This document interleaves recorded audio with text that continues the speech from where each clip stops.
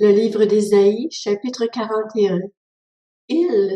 Faites silence pour m'écouter, que les peuples renouvellent leur force, qu'ils s'avancent pour parler. Approchons-nous ensemble pour le jugement. Qui a fait surgir de l'Est celui que la justice appelle à sa suite? Qui lui a livré des nations et soumis des rois? Qui a transformé leur épée en poussière et leur arc en un fétu de paille qui s'envole? Il s'est lancé à leur poursuite. Il circule en paix sur un sentier que ses pieds n'avaient jamais touché. Qui a accompli cela? Qui l'a mis en œuvre? C'est celui qui a convoqué les générations dès le commencement. C'est moi, l'Éternel, qui suis le premier, et je serai encore le même avec les générations à venir. Les îles le voient, et elles ont peur. Les extrémités de la terre tremblent. Ils s'approchent, ils viennent.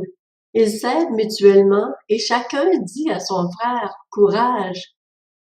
Le sculpteur encourage l'orfèvre, celui qui travaille au marteau encourage celui qui frappe sur l'enclume. Il affirme que la soudure est bonne, puis il fixe l'idole avec des clous pour qu'elle ne soit pas branlante. Mais toi, Israël, tu es mon serviteur. Jacob, tu es celui que j'ai choisi, le descendant de mon ami Abraham. Je t'ai pris aux extrémités de la terre, je t'ai appelé d'une région lointaine et t'ai dit, tu es mon serviteur, je t'ai choisi et ne te rejette pas. N'aie pas peur, car je suis moi-même avec toi. Ne promène pas des regards inquiets, car je suis ton Dieu. Je te fortifie, je viens à ton secours, je te soutiens par ma main droite, la main de la justice. Ils seront couverts de honte et humiliés, tous ceux qui sont furieux contre toi. Ils seront réduits à rien, ils disparaîtront, ceux qui t'intentent un procès. Tu auras beau les chercher, tu ne les trouveras plus, ceux qui te combattaient. Ils seront réduits à rien, réduits au néant, ceux qui te faisaient la guerre.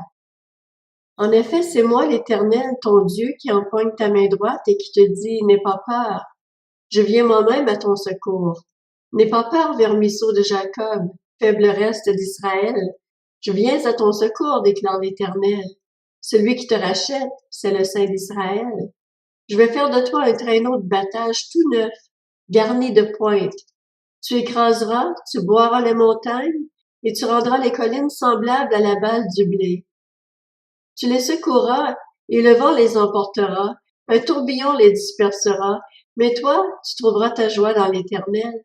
Tu feras ton sujet de fierté du Saint d'Israël. Les plus humbles et les plus pauvres cherchent de l'eau, mais il n'y en a pas, et leur langue est desséchée par la soif. Moi, l'Éternel, je répondrai à leurs prières. Moi, le Dieu d'Israël, je ne les abandonnerai pas. Je ferai jaillir des fleuves sur les collines et des sources au milieu des vallées. Je changerai le désert en étang et la terre aride en cours d'eau. Je ferai pousser dans le désert le cèdre, l'acacia, le myrte et l'olivier. Je placerai pêle-mêle dans la plaine aride le cyprès, l'orme et le buis. Ils le verront et ainsi ils reconnaîtront. Ils constateront et comprendront tous ensemble que c'est la main de l'Éternel qui a fait cela, que c'est le Saint d'Israël qui l'a créé. Plaidez votre cause, dit l'Éternel. Présentez des arguments pour votre défense, dit le roi de Jacob.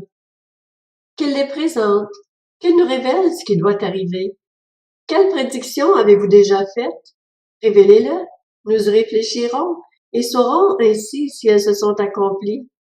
Ou bien annoncez-nous l'avenir. Révélez ce qui arrivera plus tard. Nous reconnaîtrons alors que vous êtes des dieux. Faites seulement quelque chose, que ce soit bien ou mal, pour que nous le voyions et l'examinions ensemble. En réalité, vous êtes moins que rien, et votre activité est plus que vide.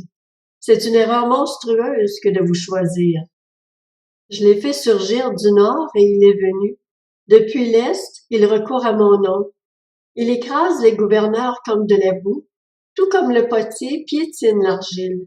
Qui l'a révélé dès le début pour que nous le sachions, longtemps à l'avance pour que nous puissions dire c'est juste?